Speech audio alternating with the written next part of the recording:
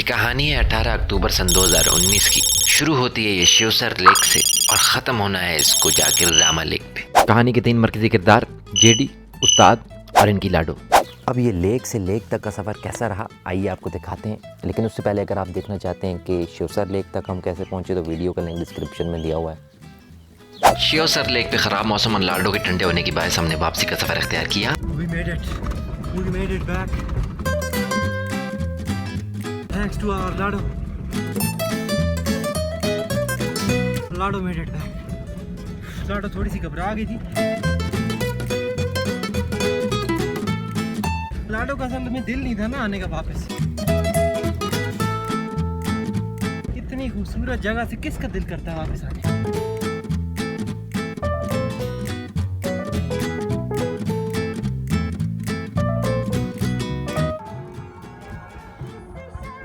हमारी गाड़ी के अंदर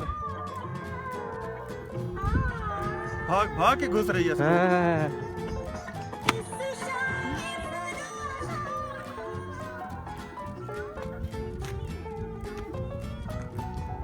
चल आप लोगों के लिए ये मोमेंट शायद इतनी वैल्यू ना रखता हो, लेकिन ट्रस्ट मी, जो इंसान ज़िंदगी में पहली दफ़ा बर्फ़ पड़ते हुए देख रहा होता है ना, उसके लिए ये लम्हा ज़िंदगी का बेस्ट लम्हा होता है। हम इधर टाइम स्पेंड करना चाहते थे, रहना चाहते थे, लेकिन यहाँ पे एनवायरनमेंट ऐसा था कि वो किसी टाइम भी कुछ हो सकता था। तो हमने ये रिस्क नहीं लिया।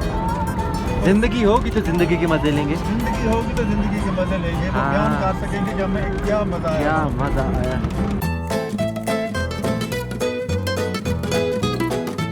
जाते हुए जिस जगह पे हमने नाश्ता किया था, वापसी पे उसी जगह पे हमने अपना कैंप लगा लिया।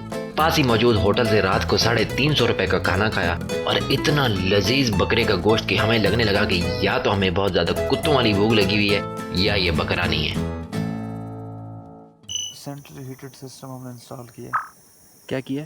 सेंट्रली हीटेड सिस्टम इंस्टॉल किया हमने। ये देखो स्वाद क्या देना है अब आपको? ये है हमारे पास आलू। ये आलू वो हैं जो शिवसर से वापसी पे लोकल्स ने हमें गिफ्ट किया। अब ना जाने ये देने वाले का खुलूस था या हमारे मन की भूख के ऐसे लजीज आलू जिंदगी में हमने नहीं खाए। और हमारे कटिंग पैड की क्लीनिनेस को देखकर हमारी एग्जिस्टेंस को जज मत कीजिएगा। ये कोई आम कटिंग पैड नहीं, ये बैचलर कटिंग पैड है और ये ऐसे ही दस्तयाब होते हैं। और वैसे तो हमारे उस्ताद काटने में काफ़ी महारत रखते हैं, लेकिन ये बात माननी पड़ेगी कि आलू काटते हुए उनको थोड़ी दिक्कत ज़रूर हुई, लेकिन आखिरकार कट ही गए आलू। आखिर बेचारे आलू भी कितना ही रेजिस्ट करते हैं। अच्छा, शिवसर लेक जब हम गए तो हमारे जूते और जुराबें गीली हो गई और फिर हमने क्योंकि अगले कुछ घंटे वो जुराबें पहनी रखी तो उनमें से एक फ्रेगरेंस आने लग गई। ठीक है जी।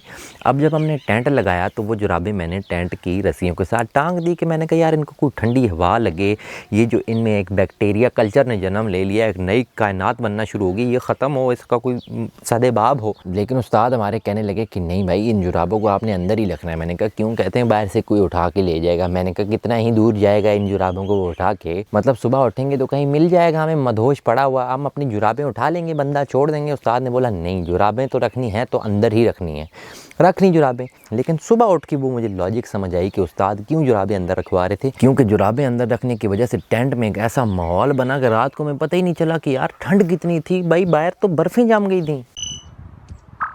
तीनों ज़रा ये आप देख रहे हैं, ये बर्फ़ जमी पड़ी है टेंट के ऊपर, वो है ना, ये देखो। ओ तेरी खैर, ओ तेरी खैर।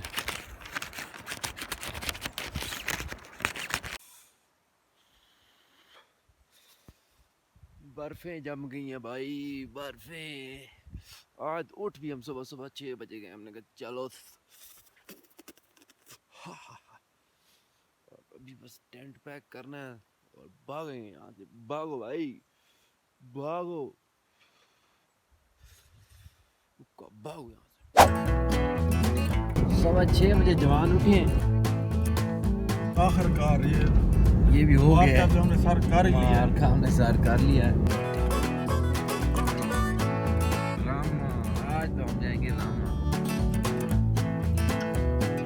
ये बैकग्राउंड में दिखने वाली वही न्यूक्लियर जुराबें हैं जिनकी वजह से आज तक उस जगह पे घास नहीं उग सका जहाँ पे हमने अपना टेंट लगाया था। आज अभी बिल्कुल जम्मे खड़े ये उस्ताद की हिम्मत है जो गाड़ी चला रहा है हमारा उस्ताद।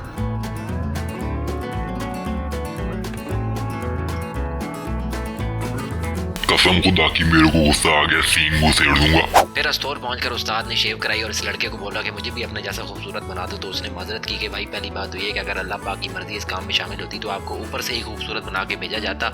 दूसरी बात ये कि अब आपकी उम्र भी ज़्यादा हो चुकी है और तीसरी बात ये कि 30 रुपये आपने दिए हैं, उसमें अब मैं शेव ही कर सकता हूँ। और क्या चाहते हो मुझसे आप? और फिर से हम रवाना हो गए रामा के सफर पे, इन जंगलों पहाड़ों में घूमते फिरते रामा पहुँचे हम हंसते खेलते।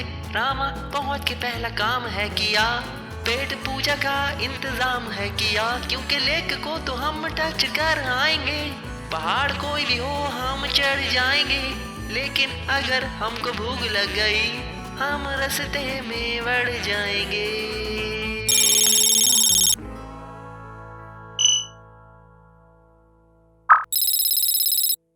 मत जाया करो माउंटेन्स पे। क्या कहती है मम्मी आपको? मम्मी कहती है बेटा माउंटेन्स पे मत जाया करो, आप थक जाओगे। तो फिर आप मम्मी की बात क्यों नहीं सुनते? आपको फीवर हो जाएगा। हाय उस्तादों की चढ़ाई।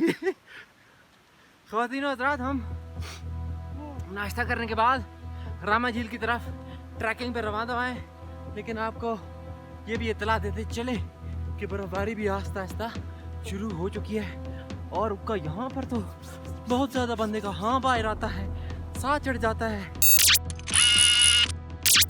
फटी खलोती है। हाय न पूछा है आसा डटे दी ना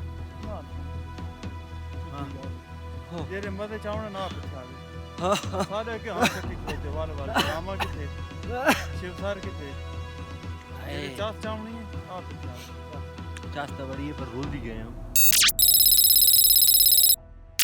50% has been covered.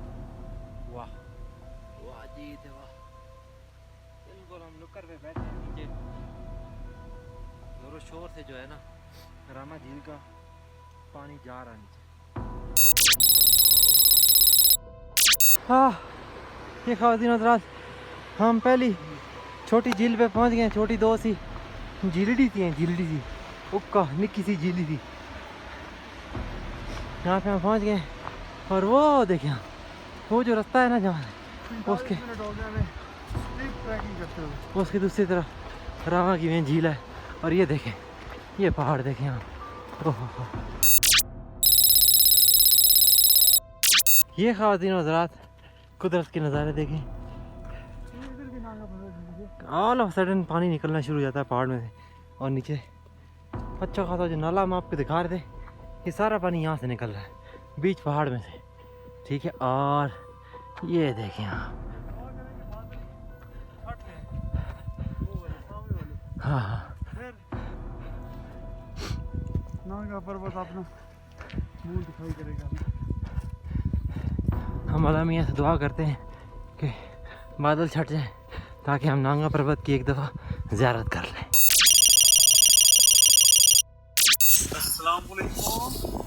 ये हम ना 1 घंटे की ट्रैकिंग करके यहाँ पे पहुँचे हैं, ठीक है। ये रामा लेक रामा, तो इसने तो बस कर दिया। यहाँ पे बहुत ज़्यादा ठंडी हवाएं चल रही हैं और उसके साथ ये है कि आप पीछे ग्लेशियर्स देख रहे हैं, कोई बंदा नहीं है, दूर जाए इंसान है। इधर हम 2 बंदे बस, अभी ये गोरा गोरी आए थे वो भी वापस चले गए। उन्होंने कहा यो टू मच कोल्ड, वो भाग गए। हमने कहा हम इधर ही हैं, आप लोग जाते तो जाओ।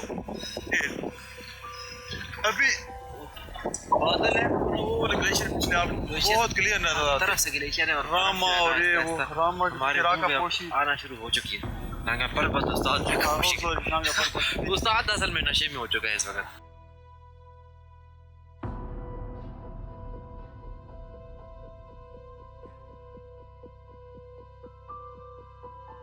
स्नो शुरू हो चुके हैं पीछे। ख़वातीन हज़रात स्नो आ चुकी है हमारे पीछे। आप देख लें कि स्नो हो रही है और कोई बंदा नहीं है, ना है इंसान ना है कोई जानवर, सिर्फ 2 हैं लोग यहाँ पे। ये देखें ख़वातीन हज़रात स्नो आ चुकी है और वो देखें वो पूरा एक बादल स्नो का इधर से, ये देखें हम जहाँ से आ रहे हैं बात कर आप जेदी की जर्सी पे देखें, बहुत तेरी है। ये देखें, ये चेक करें, ये देखें, मैं जिंदगी में पहली दफा देख रहा हूँ इस्लामाबाद। ये देखें, जेदी की जर्सी और क्या नहीं, ये देखें, इधर मैं बहुत तेज स्लो शुरू हो चुकी है। ये देखें, बहुत स्पीड, ये देखें पीछे जाके दाम क्या बना है ऊपर, ओए नीचे देखो, बहुत तेज। ओहो हाँ यहाँ से उतरेंगे, ये रास्ता ये जा रहा है ना। क्या यार, 2 दिन पहले मैंने स्नो गिरते हुए नहीं थी देखी और आज मैं स्नो से भाग रहा हूँ। अजीब कोई कबूलियत का वक्त था और मैंने मांगा भी तो क्या, स्नो। पैसा मांग लिया होता, कोई लोगों की वफा मांग ली होती, कोई रब की रजा मांग ली होती। ख़वातीन हज़रात, बस मोबाइल ठंडा हो गया और गिम्बल भी ठंडी हो गई। फक, देखे ना मसले का नहीं ठंडी हो गई। अब जो है ना ये काम करना छोड़ देगी तो इससे पहले कि बिल्कुल ही बेकार हो जाए, मेरी रोटी बंद हो जाए। अल्लाह हाफिज़, आगे कहीं मिलते हैं। ऐसी जगहों पे डर भाईजान अच्छा होता है। डर अच्छा होता है भाई।